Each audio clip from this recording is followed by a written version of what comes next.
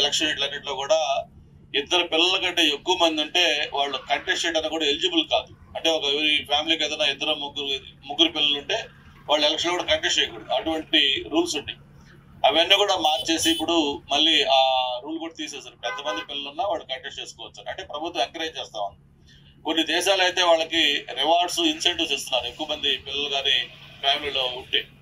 అట్లాగా ఈరోజు ఇవన్నీ చేస్తున్న నేపథ్యంలో ఎన్ని చేసినా కూడా డ్యూ టు లైఫ్ స్టైల్ కావచ్చు, స్ట్రెస్ కావచ్చు, ఫుడ్ హ్యాబిట్స్ కావచ్చు, ఒబెసిటీ కావచ్చు, రీజన్స్ ఏదన్నా ఈ ఫెర్టిలిటీ ఇది అనేది మాత్రం కొంత తగ్గుతా వస్తా ఉంది. ఎగ్జాక్ట్లీ ఇక్కడే మన వయాసిస్ లాంటి ఒక రిపీటెడ్ ఇన్స్టిట్యూషన్స్ ఏదైతే దానికి రీజన్స్ ఉన్నాయి దాన్ని కొంచెం డయాగ్నోస్ చేసి వాళ్ళ ఉన్న ఇబ్బందులు ఏంటి, ఏ విధంగా వాళ్ళు జాగ్రత్తలు తీసుకుంటే అది బెటర్గా వాళ్ళకి ఆ పాసిబిలిటీ ఉంటుంది పిల్లల కంటానికి, ఇవన్నీ కూడా అవేర్నెస్ కల్పిస్తూ వాళ్ళు ముందుకు తీసుకెళ్తా ఉన్నారు. దానికి వాళ్ళని మనస్ఫూర్తిగా అభినందించాలి. అయితే ఇక్కడ నేను రాధికాకి వాళ్ళ రాజుగారు ఉన్నారు, శ్రీదేవి మేడం ఉన్నారు, మిగతా అందరూ ఉన్నారు. కాబట్టి ఇక్కడ మీరు చేసే కార్యక్రమంలో ఒకటే, నేను ఒక ప్రజాప్రతినిధిగా నేను కానీ వంశీ గారి తరఫున ఒకటే చెప్తా ఉన్నాను. పబ్లిక్ లో ఏదైతే దీని మీద కొన్ని ఎక్కడో ఒకరిద్దరు చేసే చిన్న చిన్న వీటి వల్ల దీని మీద కొంచెం నెగటివ్ ప్రాపగండా కూడా అవుతా ఉంది. ఎగ్జాక్ట్ గా మీరు అక్కడే మీరు జాగ్రత్తలు తీసుకోండి. ఏదైతే గవర్నమెంట్ మీకు గైడ్ లైన్స్ పెడతా ఉందో, ఒక నామ్స్ ఫిక్స్ చేస్తా ఉందో వాటిని మీరు తూచే తప్పకుండా ఫాలో కండి. మీరు న్యాయపరంగా, చట్టపరంగా మీరు చక్కగా ఈ కార్యక్రమం చేసే కాలం మీకు బ్రహ్మాండమైన పేరు వస్తుంది. ఇప్పుడు ఎలాగైతే ఎప్పుడో మనం ఓపెన్ చేసుకున్న ఇది మళ్ళీ ఈరోజు ఎన్నో బ్రాంచెస్కి వెళ్ళిపోయింది. ఈరోజు ఎన్నో ఫ్యామిలీస్ కి హౌస్ హోల్డ్ నేమ్ అయింది వయాసిస్.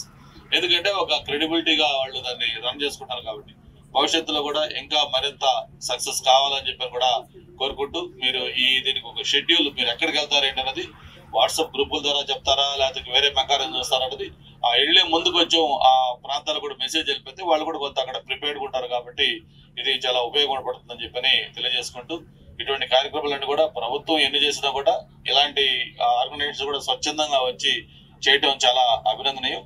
తప్పకుండా రాధిక మీరు ఏ కాన్సెప్ట్ అయితే ఇది స్టార్ట్ చేశారో ఇది డెఫినెట్ గా ప్రజలకి రీచ్ అవుద్ది, ఆ ప్రజల్లో అవగాహన కల్పిస్తుంది.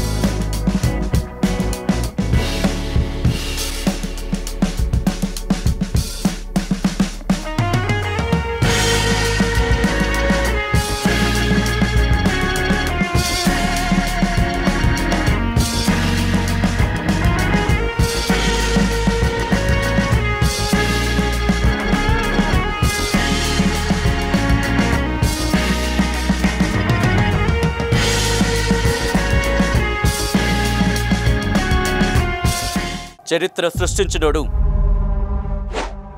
ఇప్పుడు ఆ చరిత్రని తిరగరాయబోతున్నాడు.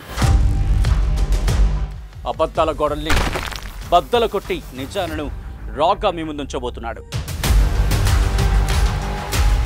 నిజమైన వార్తల కోసం వెంటనే డౌన్లోడ్ చేసుకోండి రా యాప్ని.